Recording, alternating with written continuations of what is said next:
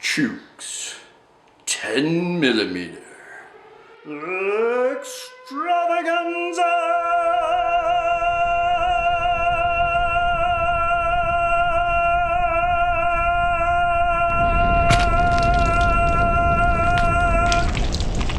Greetings, guys. Chuke here from Chuke's Outdoor Adventures, and special guest. Come on over here, Matt. We got Matt from Frontier One. No, it's, what is it?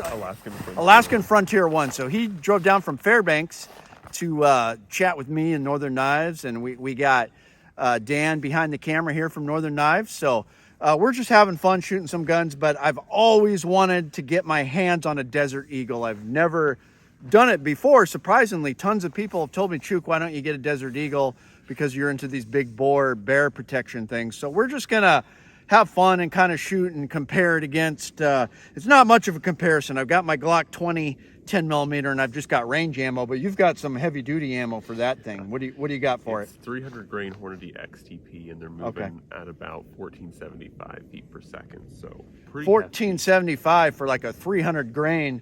So you were saying that's like 300 more feet per second than 44 Magnum, right? Foot-pounds of kinetic energy. Yeah, it's producing right around 1449 foot-pounds of kinetic energy. So it's pretty hard hitting.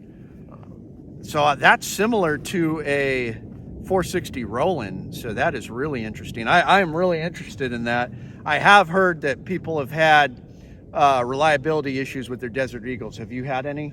A few in the very beginning, but it's really magazine dependent, and so long as you keep the gun clean, because this is a gas operated handgun, so it's a little bit untraditional to most semi-auto handguns, but as long as you keep the gun clean and you have good solid magazines, you won't have reliability issues. Okay, that's good to know, because I don't know much about it. Okay, so we're gonna shoot the 10, shoot that thing, and then just for the heck of it, I'll bust out the Toklat. But I've got a redneck ballistic test here, some dirty ballistic gel sitting in the snow. So we're gonna shoot at it and see what we can come up with. So, okay, first up is the 10 millimeter, and it'll be a miracle if I can even shoot it, because everybody knows what kind of shot I am. So here we go.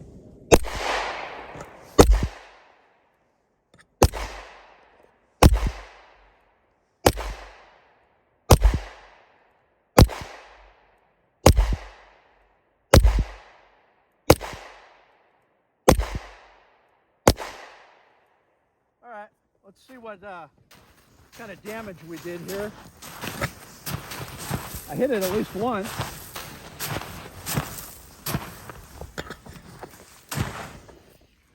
I don't think we captured anything, but it was fairly comfortable to shoot. Let's see about this. Boy, this, oh yeah, we went in there. Yeah, I think it passed through. It's because the 10 millimeter is just so powerful. What a scientific test here we got. All right, now I just want to shoot this thing. All right, this thing is clear. I just want to shoot this thing. So now let's see how I do with the Desert Eagle. All right. Rack it back in. Okay. Oh, wow, that's hefty. Yeah, it's about 4 pounds. Get a close up of that. 4 pounds of steel. This one is made in the USA. But what a beast. I don't know. I may have to get something like that. With the chest holster setup he's got, it is pretty sweet. So, holy cow. Ah. Oh boy.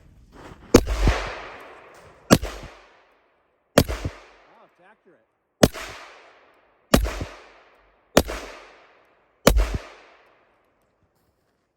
Wow, okay. Well, I think we shredded our ballistic gel even more. We buried the I don't think we captured anything. It's just, oh, it ripped right out that side right there. But these sights are pretty accurate on this thing. Holy cow. Now I like it. Now let's try a revolver. Look at that snappy chest holster he's got. How about that? He's got the Northern Knives Mac on there, so you could like shoot your caribou with your pistol and then carve it up. Ultimate survival deal. All right. Well, our test wouldn't be complete without the Toklat. And I've got some serious pills here.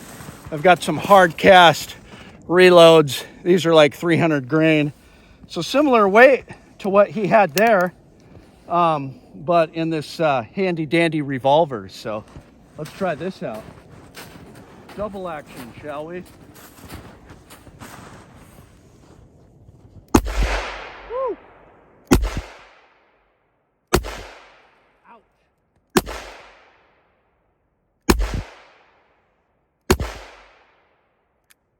Woo!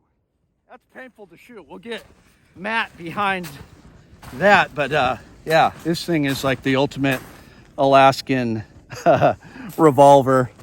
But those were some heavy duty rounds I was shooting. It's you definitely feel it. So I'd say I am impressed with the 50 AE, but I think I'm going to stick with 10 millimeter just because I shot it so much more comfortable, and that thing is just so heavy. I don't know if I would carry it. I mean, that would be a good truck gun, I think. What do you think?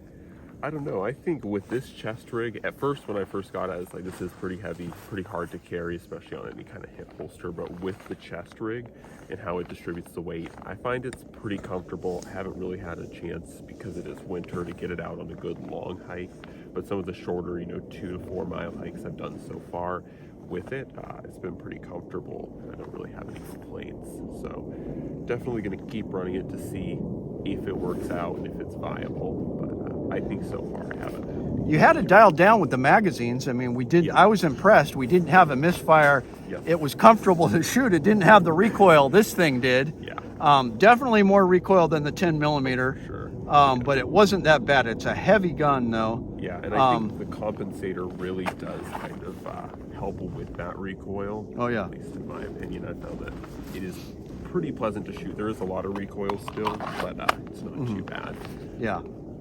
Pretty cool though. I wouldn't mind one, but I'm probably not going to replace my 10 millimeter with that. But at least I finally got to shoot one. And if somebody was to send me the gold plated version, I'd probably accept it. But yeah, cool gun. And I guess it could be an option on like you said, some shorter hikes or for the truck or something. I mean, it's definitely going to do damage to a bear. Oh, yeah, for sure. So, all right. Thanks for tuning in, and be sure to check out Alaska Frontier 1. My name is Chuke. I like to trade my guns just for fun, but now I have none. Oh, look, get shot by a bear, but I don't care. I got a 10 millimeter. Chuke's Outdoor Adventure.